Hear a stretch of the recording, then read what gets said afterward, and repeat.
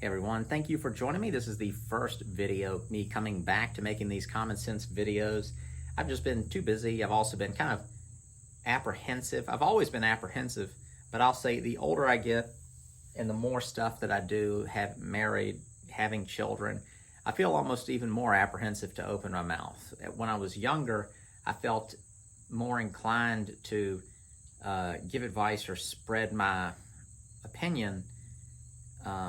And I think it was because my opinions and advice didn't cost me anything because I didn't have people immediately around me. I didn't have as much sort of a frame of reference, a perspective. Now, there were plenty of things at a younger age I could give advice on, and I think it would be pretty solid, and I think that I would have probably given solid advice on things. But as I'm getting older, I'm having more experiences, and it's kind of funny. It's like the more you know, the more you realize you don't know anything. So there's a little bit of that. So I don't say any of this stuff to be really even to give advice, even if I say it in a way that sounds like I'm saying it that way. I am just the guy that you see me as, and I'm just telling you what I think about a topic. So that's the way I want to think of this channel. I like to think of it as a conversation, even though it's a one-way street, me running my mouth to the camera. With that said, I think I would probably most likely supply all of the topics to these videos from y'all directly. The first one is she the one? That's at least what I'm calling it. There was a fellow who left a comment in the last video where I said, give me your ideas for topics. And he was asking about how do you know if this girl that you're dating is the girl that you should marry? How do you be sure about it? Well, you're never going to be sure. That's why people get divorced.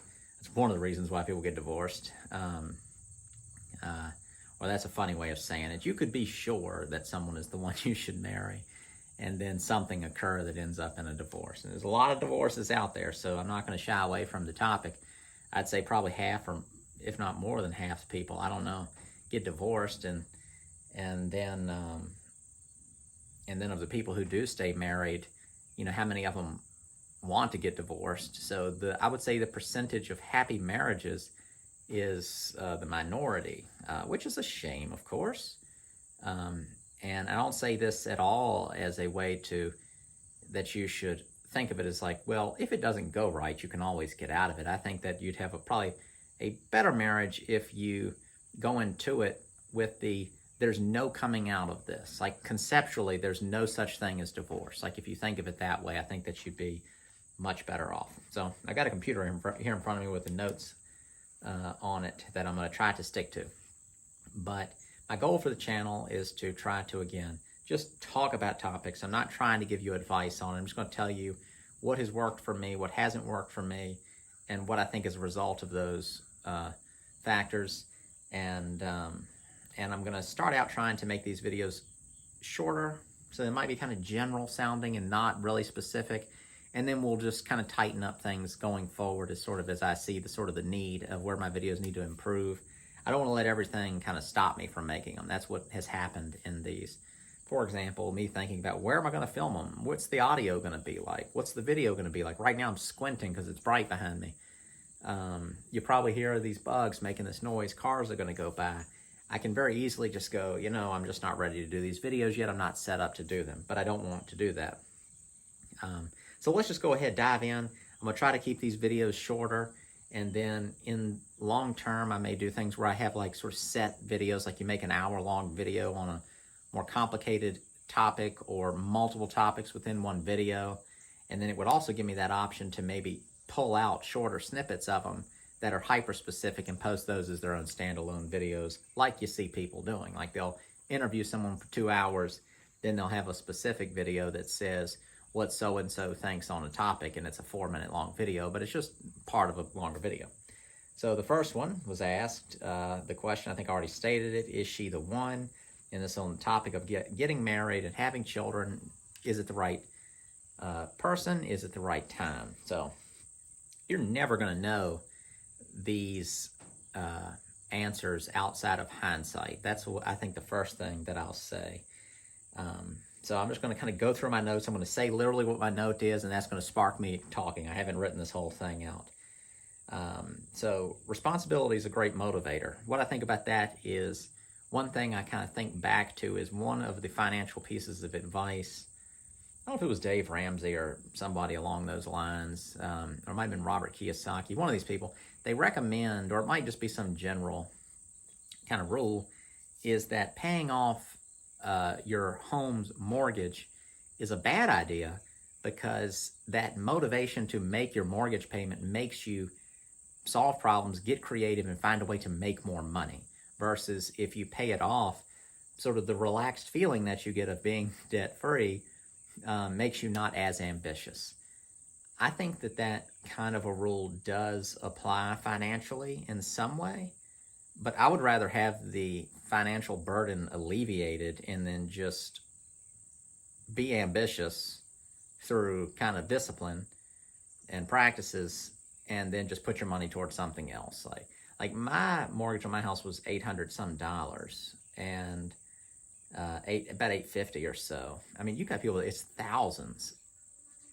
I don't know if I want to spend thousands of dollars at the cost of me being, that, like, looking at that as me paying for ambition. So it does apply, and then I think it doesn't apply. So where am I saying this? I was very resistant to getting married. I dated my wife for a very long time. We weren't living together or anything like that, so it wasn't the circumstances of moving in together and just being comfortable and go, why do it? Sort of like being married without being married. That is a big difference. And I'm going to step all over people's toes in a video like this. There is a big difference.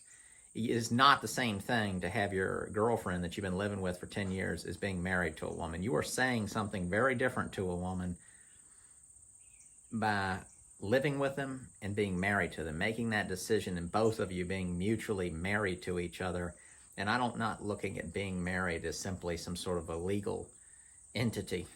I don't think of it that way. I think of it as marriage is, first a God concept. It's something that God created. That's the way I think of marriage. And then, even people who don't even believe in God go to churches, get married by preachers, and say religious statements in getting married. I think that's a funny thing. It is that embedded in our culture, whether you specifically believe it or not. So responsibility being a motivator, I was really nervous about getting married because I thought that I didn't have enough money, and that even if I had enough money, I don't want to share it.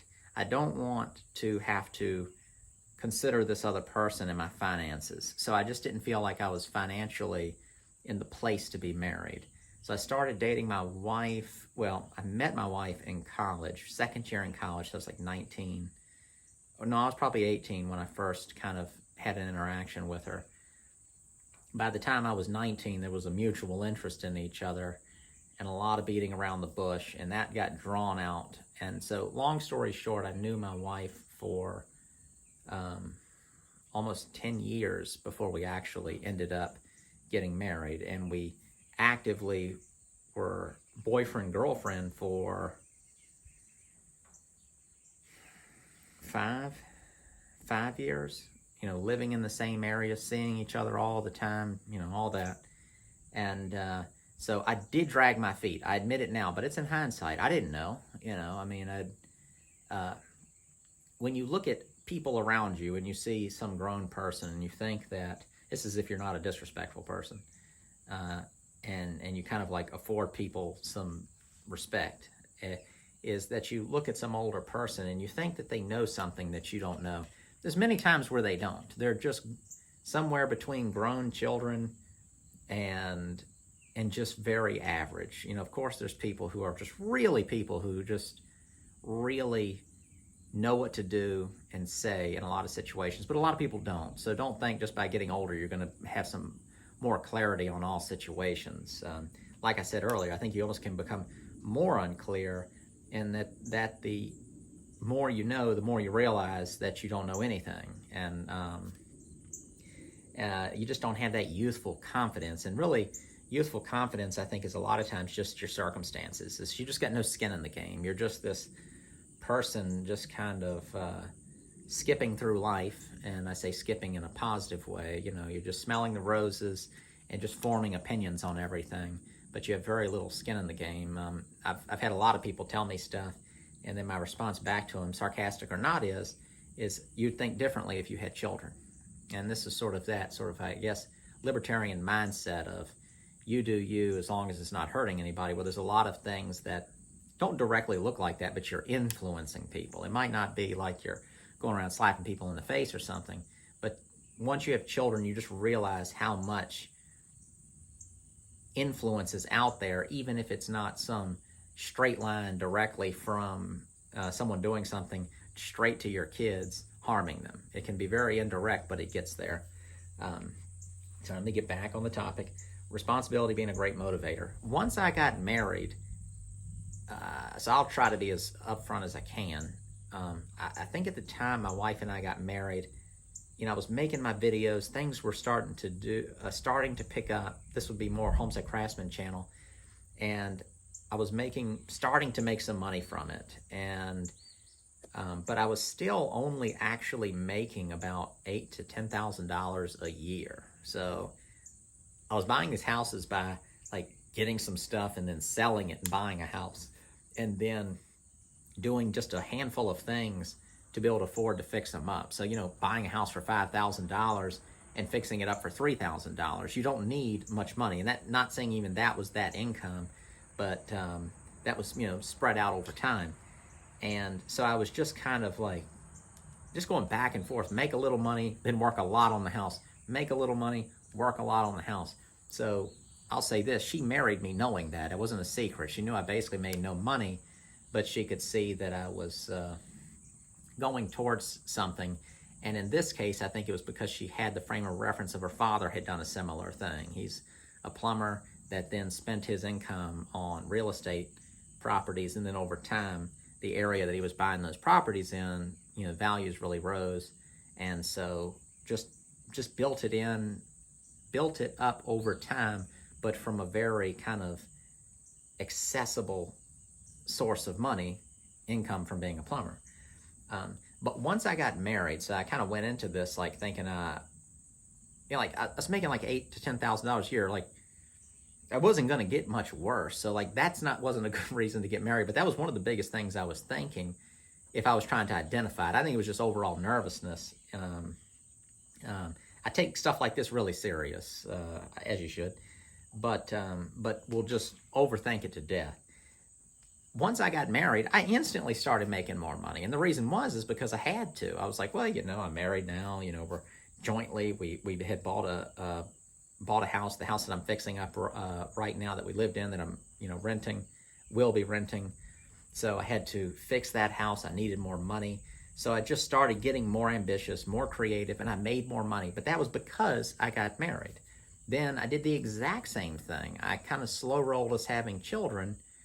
And I think almost I'll say manipulative, but I influenced her by saying it enough times, I don't think right now is the best time to do it. Even though it wasn't a huge topic, she understood. It's a big thing. When we first got married, she had a job. We met in college, so she went into her career and did that for a little while. And but long story short, it's like rising to the occasion. I ended up rising to the occasion in those areas, and you can too. So I would not let taking on good responsibility, it's like saying good or bad debt, good responsibility be the thing that keeps you from doing stuff. I look at something like getting a dog, totally different. Buying new cars, totally different. These are things that there are benefits to, but your dog versus your child. I know there's all kinds of little sarcastic and funny little clever comments you can say on stuff like that, but your dog is nowhere near, your cat is nowhere near as important as your children or other people's children or any of that type of stuff. And it is not the same thing. You may feel it's the same thing, but I know all kinds of people who were 100% in love with their animals. They think very different about them now that they have children. It's just a totally different thing. It's just totally reframed it for them. This is going to end up taking a long time. I'm going to try to move through the video at this point, but I'm sure I'll distract myself. Let me make sure we're still filming. Nothing crazy's happened. We're already at 14 minutes. I'll try to keep these videos at 20 or 30 minutes. This one at least, no longer than that. I think I'd really like to aim for more of a 10-minute mark. That's going to be tricky for me. So I'm just going to go through these in no particular order. just, is she the one? This can apply for a guy too, I guess. So love is not enough. And that was me saying that. Love is not enough. There's probably the majority of the people who get married are in love with each other. And I'm not going to try to define the word love or anything like that. It just sort of, it is what it is. And, but it is an important thing. Do you need to be in love to get married? It'd be nice if you were. But I bet there's plenty of situations where people are happily married that don't love each other in that traditional way. But I would just say love's not enough. And kind of like don't confuse, because I think it can also, maybe a better way of saying it is like lust and love are two different things. Like you can feel really passionate for a person, but you might be disturbing love. Like just wanting a person really bad, that's not love. I'm working towards defining it, I think. I think the way I've heard it kind of described is like love is, like real love is this person that you just want to do for, you want the best for them, and all that. But you know what I'm talking about. Romantic love is simply not enough. Passion. Do you have passion for the person? And I think that's really important, because that's like that exciting thing. Now, will passion always be the same as when you're pursuing a lady versus once you've won her and you've had her for, decades? I've been married for about 10 years. And so there's a difference. You also look at them like your roles are changing. Like when you boyfriend, girlfriend, your boyfriend, girlfriend. When you get married, you're childless husband and wife. Then you have a child, and it's like, okay, now we're parents, mother and father, husband and wife, family. So there's like all these different dynamics that exist. Well, then you have another child, then it's like, oh wow, this is totally different again. I don't know at how many children beyond that, it kind of changes and shifts again. So there's like these different roles. So the passion, of course, the way I look at it is, in the beginning stages of a relationship, it's like a lot of passion. And then passion can slow down because you just got so much on your mind. You got more duties, more roles. But then there's moments of passion, where you just like get reminded of feelings. Of course, you don't want to let this die. You want to cultivate it. One reason I'm resistant to make videos like this too is you make yourself sound better than you are. I'm sort of stating what my ideal is, and I don't match my ideal. So it's like I'll be making a video like this where it kind of like sounds like you're laying out what you should do, and I'm feeling guilty at the same time that I don't do certain things. But there's just certain realities. Like, it'd be great if you could just bring your wife roses every time you walked out of the door and came back in, and but you'd run out of rose money, time to fool with it, the thinking and the focus that you have on other things. So there's a lot of different ways to fulfill responsibility, show love, and sometimes you're not around to do that. You're off working on stuff. Sometimes that means guys that go off out on the road working. Sometimes you're just gone all day long every day at a job. But so you have to find the right balance for you, your wife, your family, and those dynamics that exist, or the variables that exist. So I'll move on. Are there glaring issues? So this would be like some of the specifics, I think. And I didn't mention the fellow who asked this question because I don't want to get him in trouble. I don't want to tie his name to any of this. Is there just glaring stuff that you can't get over? Ever? Did your girlfriend find, was there some unfaithfulness in there, some lying in there that's in a bad way? Just stuff that you're just always going to hold against somebody. I'm not the type of person who can get over that type of thing, so I wouldn't fool with something like that. But each person has to kind of evaluate that type of thing. But go with your gut. Is there something wrong with this person? And you want to get married more than you want to marry her, That's another thing I'll say. I think that there's not like one person that's going to be a good match for you in this world, and you got to find this person out of 8 billion some people. There's tons of people that would probably be very compatible for you to be married to. You would love them the same, It's just, it works out the way it works out, I guess. And so you just have to, I think, you do have to watch it, because there's so much to compare things now to. Like, I think a lot of, guys, they want a pretty lady. And, well, then because of the internet, you're, and just everything you're exposed to, many times people will be comparing. I have seen guys that I'm shocked. They'll point out some girl, or some girl will be, a woman will be discussed, and they'll say she's not pretty, or or even use terms like ugly, and it's ridiculous. You're dealing with a very good looking lady, and it'll be just so unrealistic of like what a real person looks like, and they're comparing it to just some stuff they see on the internet. And so that's kind of shocking to me. So you do have to watch that. Don't be a nut in your shallow interest in a person, because you could you could just end up with you'll miss out on the things that I think are more important long term. If you get married and stay married, one day your wife is going to be unrecognizable, and you still need to love her then, for the person she was back when she was the most beautiful thing to you on earth. And so you do have to, identify that. If she was just a spirit, would you want to marry that spirit? Not do you want to marry her face and her attributes. So kind of watch that. Good to have nice attributes, of course. Hold on, where was I at? Are there glaring issues? Some of the things I talk about are going to be kind of issues. Age. I think it's nice to be kind of in a similar age, because it means you're sort of, as long as your overall life experiences are close enough, you're sort of progressing, maturing, developing as who you are at a similar rate. So my wife and I are less than a year apart age-wise, because we just met in school in the same grade. I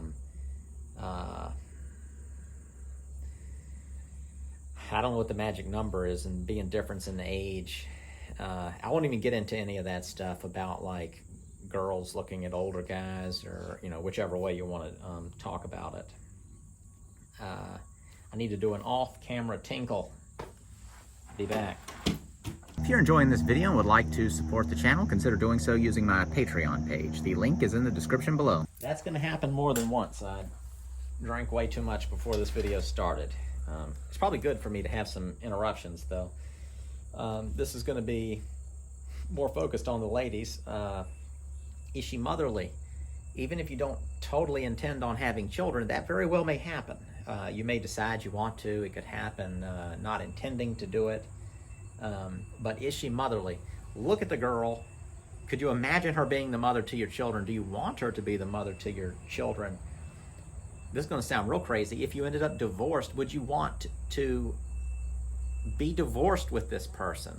I never considered that when I was getting married, I'm going to be honest. But like thinking about this person's personality, I listened to a thing where a divorce attorney was being interviewed and asking questions, being asked questions. And one of the things that he said that one of his clients said to him was that they were so shocked at how mean and how spiteful and all these negative words her husband was being during this divorce. And he asked her, was he mean and spiteful while you were married? And she said, well, yes. So like these traits that you have with this person, this is going to sound terrible, but you've got like a 50% chance that you may end up divorced. So like, are you going to be dealing with a monster in that case? Of course you don't want to be dealing with a monster either. This is a weird topic to even be kind of introducing into it. But this is a reality for about half the people that get married. And that's a wild thing. I can't imagine getting divorced myself. I just don't think I'm one of those people that will. I see plenty of people that get divorced where I'm like, yeah, I saw that coming. And I have seen very few people where they end up divorced and it didn't kind of make sense. Not because of what happened, but just because of the way the whole thing looked beforehand. I'm often not very surprised when I hear so-and-so's getting divorced. The only times I've been surprised, there's been circumstances in there where there's been some sort of a death that just shook people so hard that they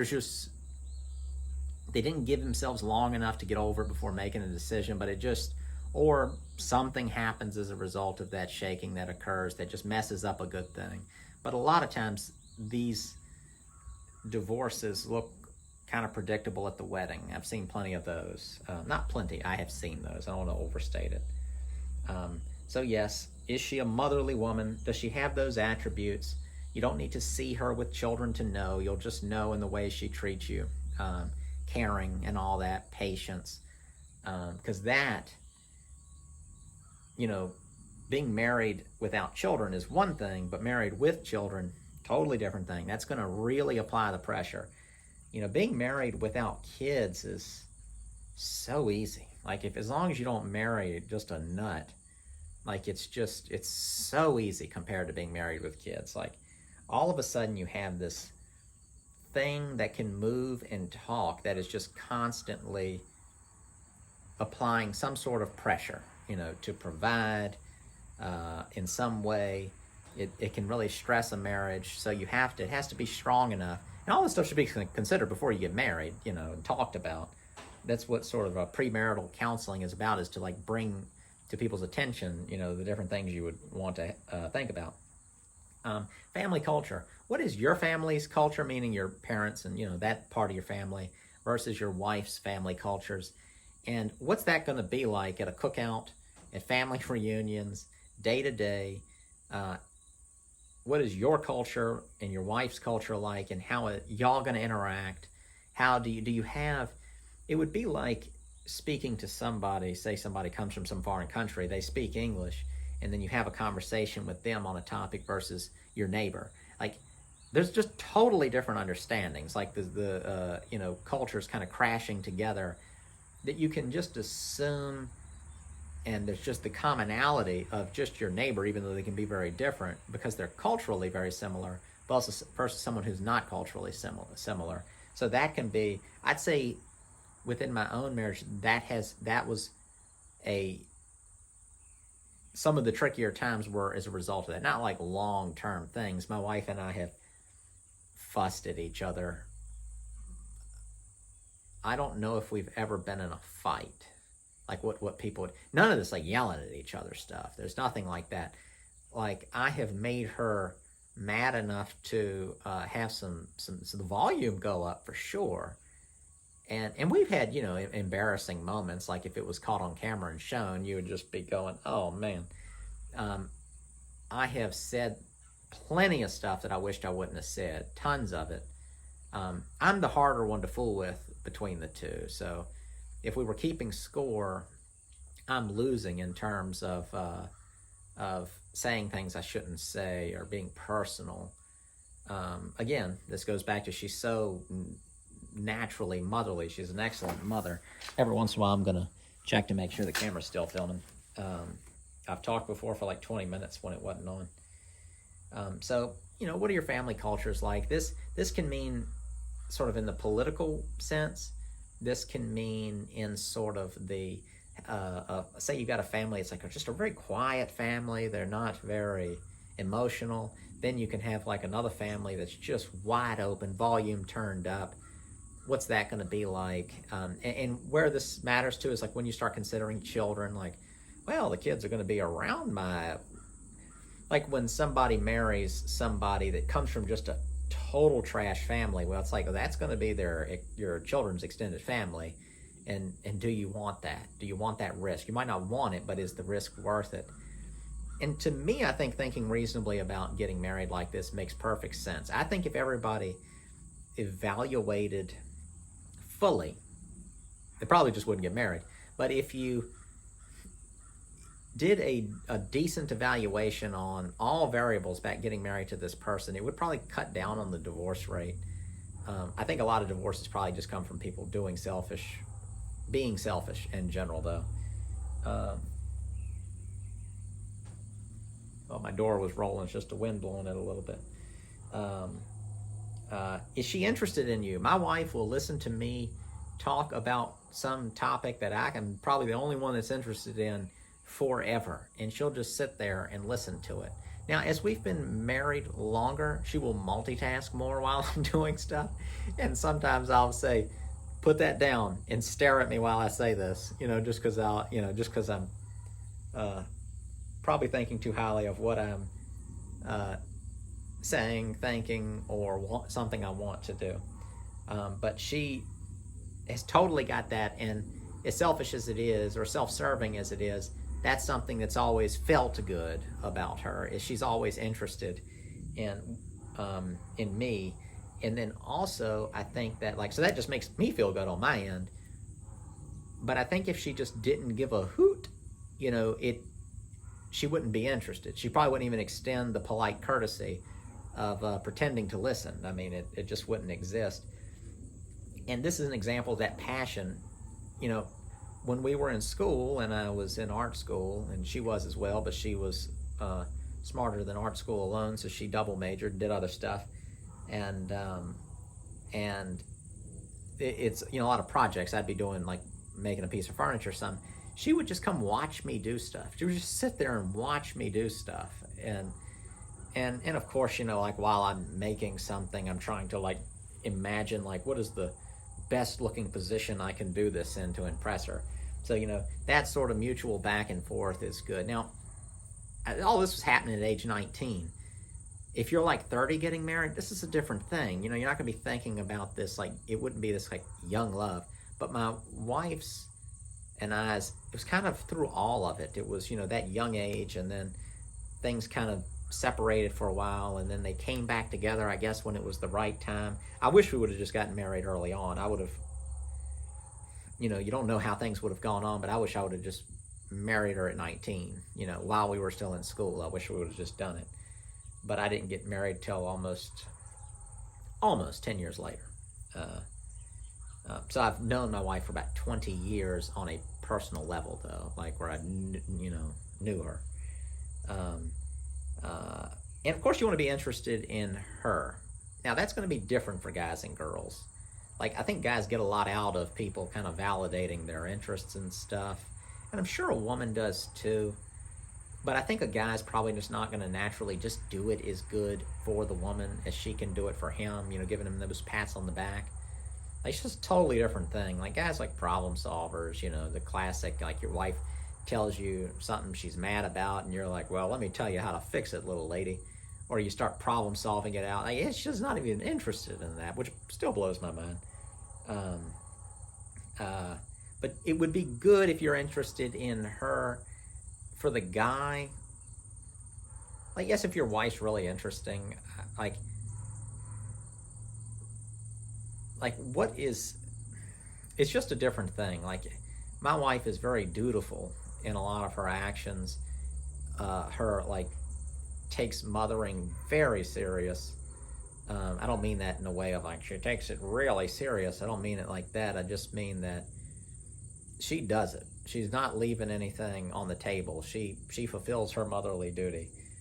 So even when this is going to sound crazy, but sometimes that is annoying to me. I'm quit fooling with that for a second. Come sit down and listen to me tell you something, or something like that. But I can still see and respect it so highly, because in the end will break herself for the family and for the children. And that's much more interesting to me than having some cool hobby or certain job or something like that.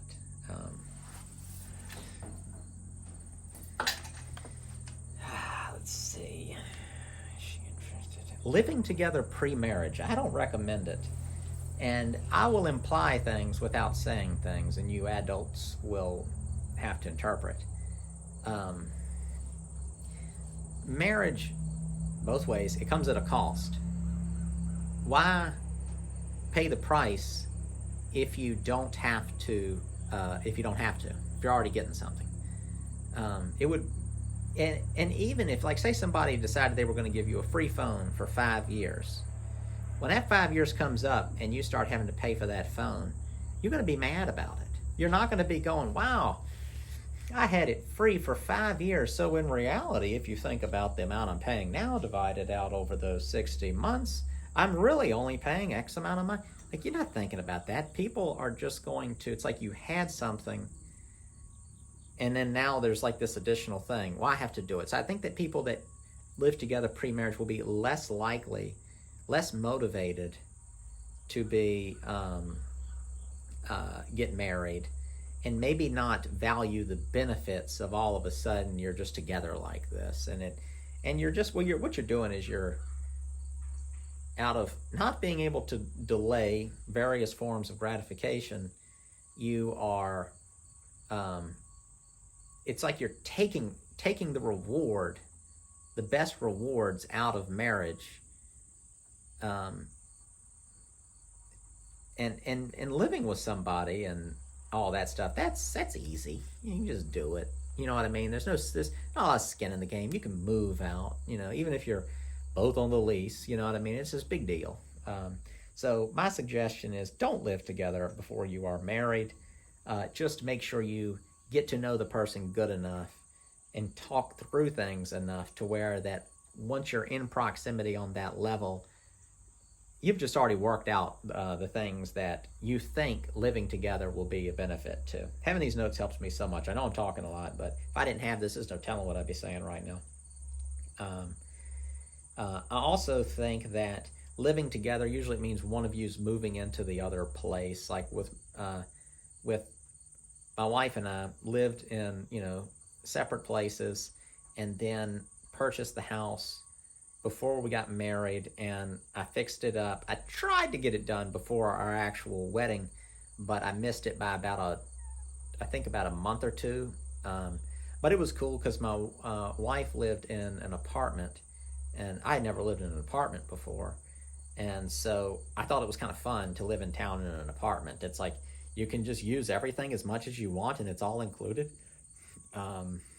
There's nothing to take care of. It's like just this apartment, and there's a parking lot, and it just seemed so easy to me. I mean, like compared to what I do now. So that was fun to live in the apartment for the couple months, but then we kind of, as far as where we live, we sort of built that together. And if you go to the earliest videos on this channel, that is before we got married, and we're working on that house together. So that's kind of like fun. And you can reference that on, Homemade Homes channel, the earliest videos of the whole channel. Gonna have to tinkle again in a minute. So yeah, living together, I recommend not doing it. I think that especially, just my take on things, especially women that are willing to live with guys before they get married, it wouldn't surprise me if they are less likely to end up married.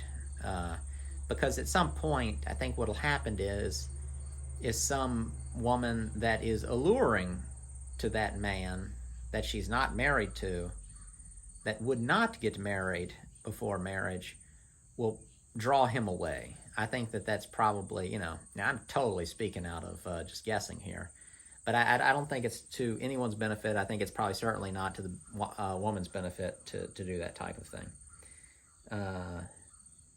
Finances, and I broke this into debt, income, spending habits. So debt, are you marrying somebody with $1 billion worth of debt?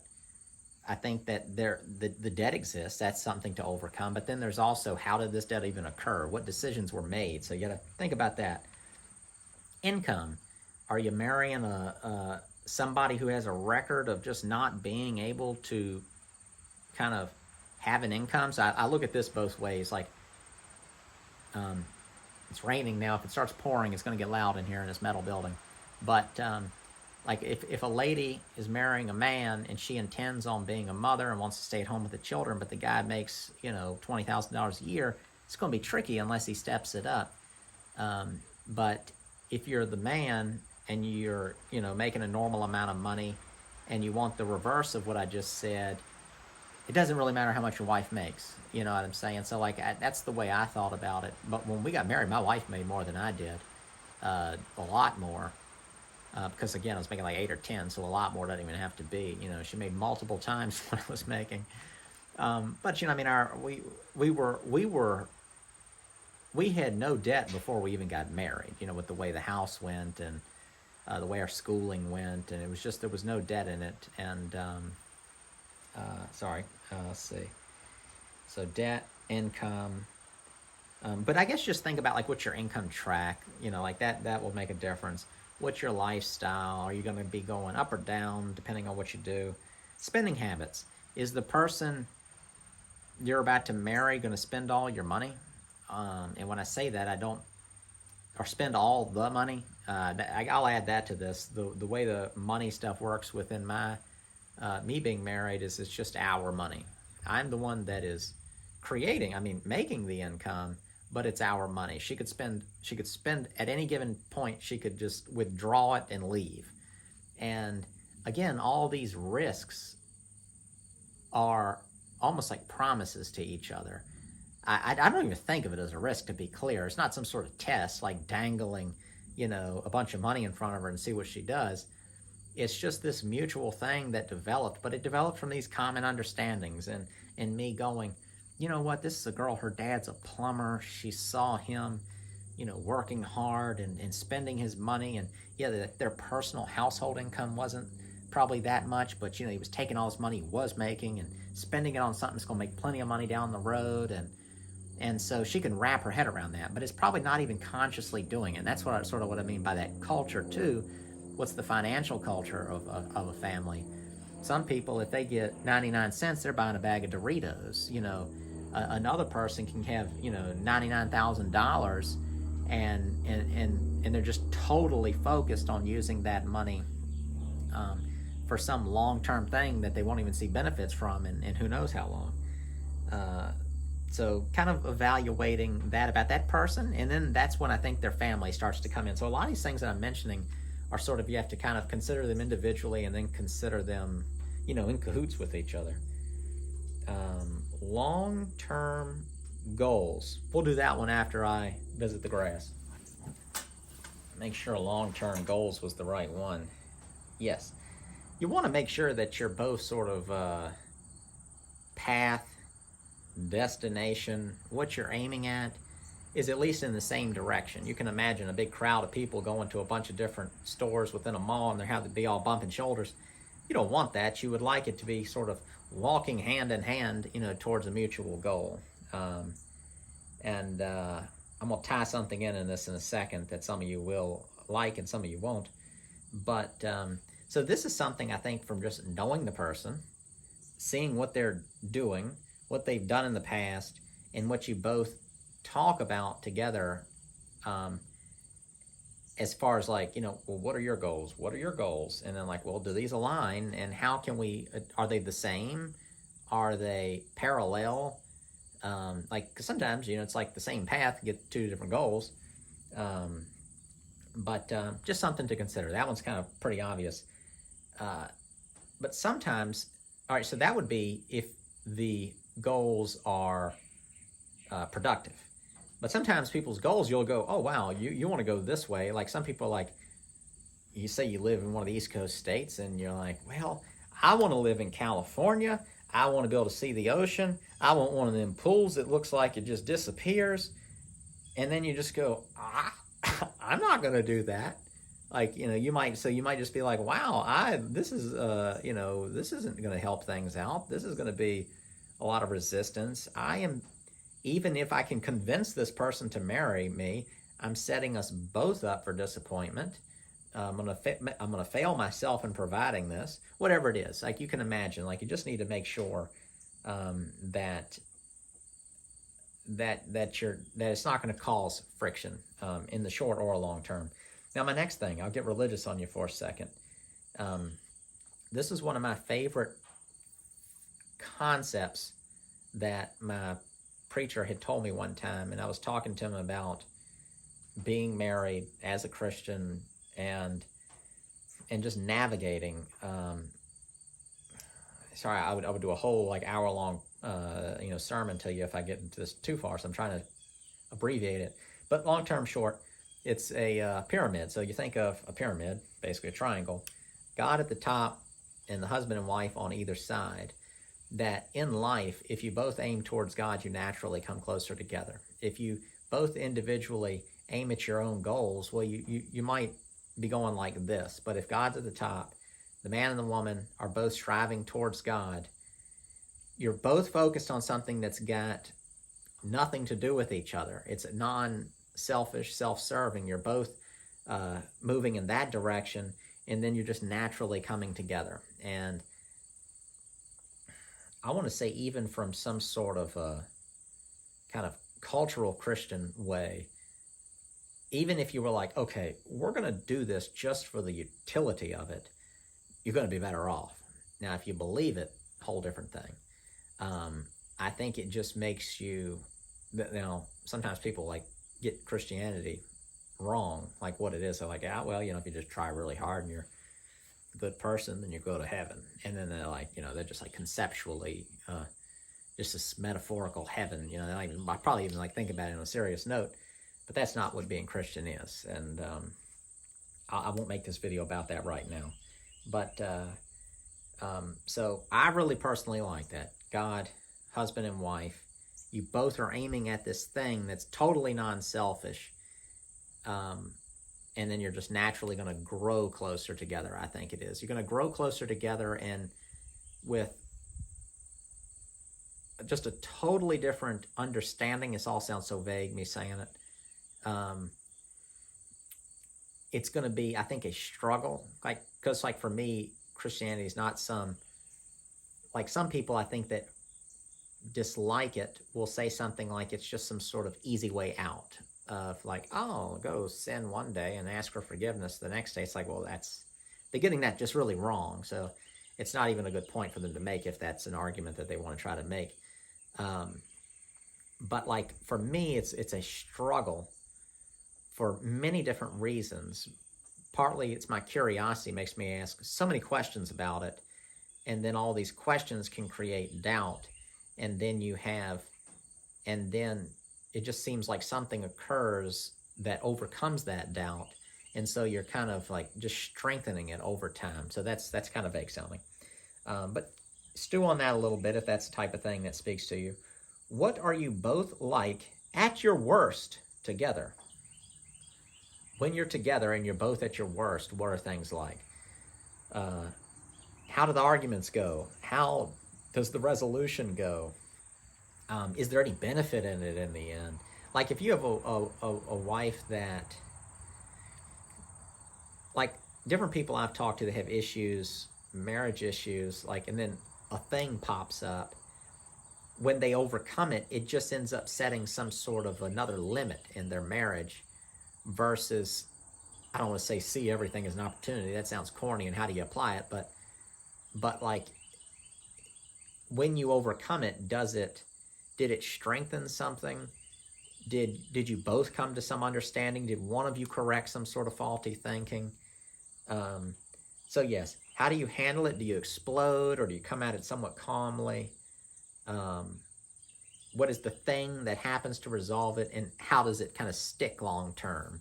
Because a lot of people, it's like, I'll never do it again, baby, and then they do whatever it is again. So their whole reaction is just in some fear of what they're going to lose in it. So yeah, so kind of consider that, and I think especially when you've been dating for a long time. So I think one thing I would say is that you do need to date someone long enough. Now, I'm not telling you how to get a girlfriend here, to be clear. You got to do that on yourself. Do that by yourself. But once you got one, I think probably a lot of people, it's totally natural to be like, I don't know if she's the right one. You really should be asking that question. But some people can stay in that point for a really long time. And that's where I'm going to conclude things. And it's funny, I just saw him turn into his driveway across the road when I looked down there. It's my dad. And when I was very unsure of getting married to my wife, I bought her engagement ring, I think almost a year before I gave it to her. I was so nervous about the idea of actually pulling not saying the words, will you marry me, but just moving forward in that area. And I'd say it was a lot of valid reasons, but I let it slow me down for too long. And I was really just noodling it out. I was probably staring off into space and talking to my dad at the same time. And he's just, shaking his head basically, and he says, roughly, he said, if you can't come to a decision on this girl, you're not going to come to a decision on any girl. And he nailed it. And because, like, my wife's a very good fit. Is she a perfect fit in everything you would want, as in me, what I would want if it was just checking boxes on a list? No. Is she everything that I need? I think the answer to that would be yes. Because what you need, you may have wants on top of desires on top of the need, but she meets, I'd say, and exceeds all of my, needs for who I am. And I mean, she reminds me of this sometimes. I'll tease her. I'll be doing something where I'm, showing one of my characteristics, and she'll go, if you were married to any other girl, and that's usually about as far as that phrase goes, basically her level of kind of understanding for the way I am is sky high. I'm not easy to probably be married to, in terms of, I don't want to say that I'm critical. I am critical in a lot of ways, and I do have to check myself and try my best. What it is I think with me personally, I can not say things before I think of them. I've thought of it a billion times before I say it, even if it's only in a short amount of time. But I'll just say things that could just go unsaid, and that same characteristic that makes me do that is to my benefit in so many other areas. All right, so a lot of the ways that I buy houses, get really good deals on stuff, they're great characteristics for doing that. But then that's not how you handle your wife. When I'm buying some house, you're saying a bunch of stuff to make the person who owns a house feel like it's a good idea to sell it if they're apprehensive. A lot of people are apprehensive in, the deal-making side of things. So you have to make them comfortable with that, to win them over to your idea. You have to win them over to a price that's good for you. So you're just convincing. And, one can, be dramatic and use the word manipulating, but you're manipulating your way through life. Anytime you speak with somebody and there's a result you're looking for, there's an attempt to manipulate. So I'm not using that term in a bad way. See, now I distracted myself because I'm beyond my notes. But yes, I'll go back to what my dad said. Once you've made your mind up, go ahead and do whatever it is you need to do, especially if you're a guy. I really don't think you should leave a girl hanging.